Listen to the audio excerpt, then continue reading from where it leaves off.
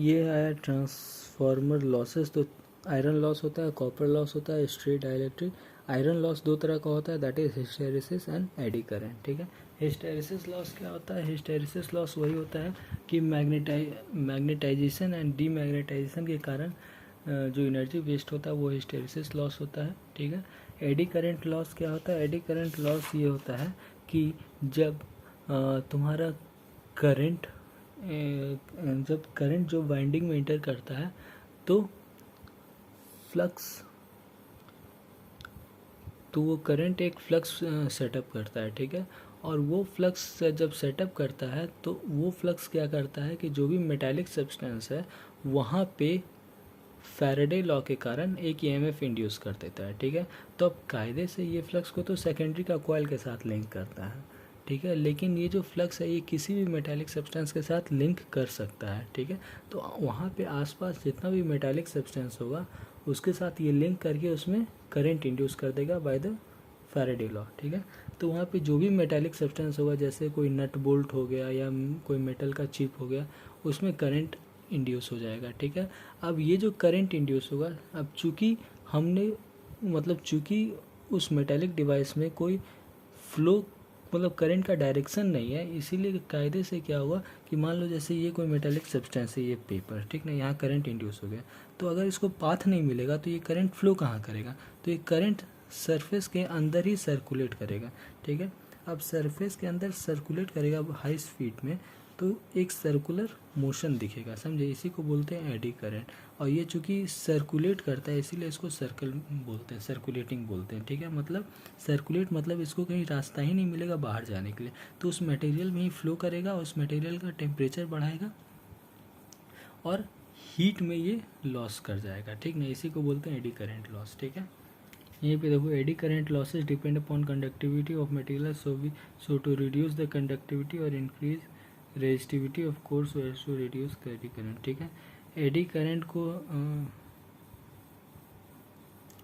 यहाँ पे hysteresis law का फॉर्मूला है, एडी करंट लॉ का फॉर्मूला है। यहाँ पे बस एक चीज़ ध्यान देना है कि वी वाई एफ कॉन्स्टेंट क्या होता है? वी वाई एफ क्या होता है? Voltage upon frequency. ठीक है, ये देखो, ये ईएमएफ इक्वेशन ऑफ ट्रांसफार्मर होता है।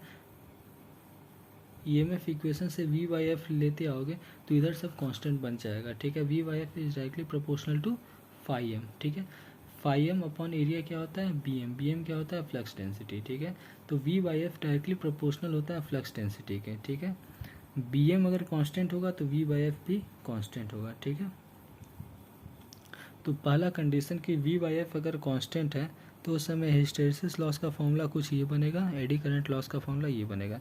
तो हिस्टेरिसिस लॉस डायरेक्टली प्रोपोर्शनल होता है फ्रीक्वेंसी के, eddy current loss directly proportional होता है फ्रीक्वेंसी का स्क्वायर के। मतलब जो हिस्टेरिसिस लॉस से छोटा होता है एडी करंट लॉसेस। ठीक है, एफ और वी डायरेक्ट रिलेशन शेयर करता है, इसीलिए वी भी लिख सकते हो। ठीक है, आयरन लॉस जो होता है ये दोनों का सम होता है, यहाँ पे डैश ये देख लो, न्यूमेरिकल में यूज होगा।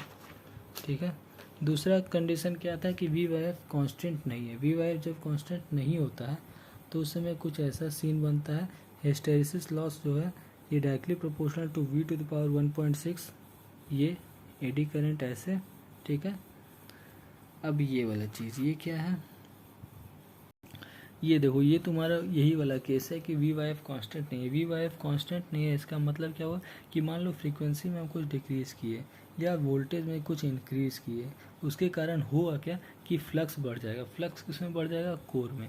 अब देखो, कोर जो मटेरियल है वो एक स्पेसिफिक फ्लक्स को हैंडल करने के लिए ही बना है, मतलब उसका डिज़ाइनिंग ऐसा किया गया है कि वो स्पेसिफिक फ्लक्स को ही हैंडल कर। हर ट्रांसफार्मर एक रेटिंग का बनता है। ठीक है, तो फ्लक्स बढ़ने से क्या होगा कि ट्रांसफार्मर का कोर ब्रेक करने लगेगा, समझे?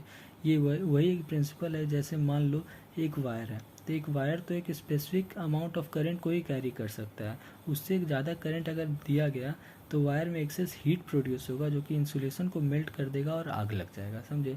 कोर भी कुछ वैसा ही सब्सटेंस है जो कि एक स्पेसिफिक रिलक्टेंस का होता है और उसमें स्पेसिफिक मैग्नेटिक स्ट्रेंथ ही पास कर सकता है। उस मैग्नेटिक फ्लक्स से ज़्यादा अगर फ्लक्स मौजूद हुआ तो कोर क्या होगा? अपना मैग्नेटिक कंडक्शन प्रॉपर्टी को खो देगा, समझे। उसी को बोलते हैं सैचुरेशन। सैचुरेशन करना मतलब जो उसका काम था अब वो अब नहीं कर सकता, वो अपना प्रॉपर्टी खो दिया है, वही चीज़ होता है। मतलब वी बाई एफ में वी और एफ में चेंज होगा तो सैचुरेशन हो जाएगा, ठीक है। वही यहाँ पे एग्जांपल दिया है एक तो क्वेश्चन का, ठीक है, कि मान लो 230 वोल्ट है और 60 हर्ट्ज़ का ट्रांसफार्मर, 60 हर्ट्ज़ का सप्लाई है, ठीक है। अब इस 230 वोल्ट में से हम क्या किए कि ट्रांसफार्मर में जो सप्लाई आ रहा था 60 हर्ट्ज़, वोल्टेज सेम रखे, फ्रीक्वेंसी को घटा दिए, ठीक है। तो इस कंडीशन में ट्रांसफार्मर पर क्या इफ़ेक्ट होगा? ट्रांसफार्मर पर इफ़ेक्ट ये होगा कि फ्रीक्वेंसी घटने से ऑपरेटिंग फ्लक्स बढ़ गया। इसका मतलब क्या हुआ? ट्रांसफार्मर सैचुरेट कर गया। सैचुरेट कर गया मतलब ट्रांसफार्मर ख़त्म हो गया, ठीक है। दूसरा सिनेरियो क्या है? दूसरा सिनेरियो है कि 230 वोल्ट है, 50 हर्ट्ज़ है।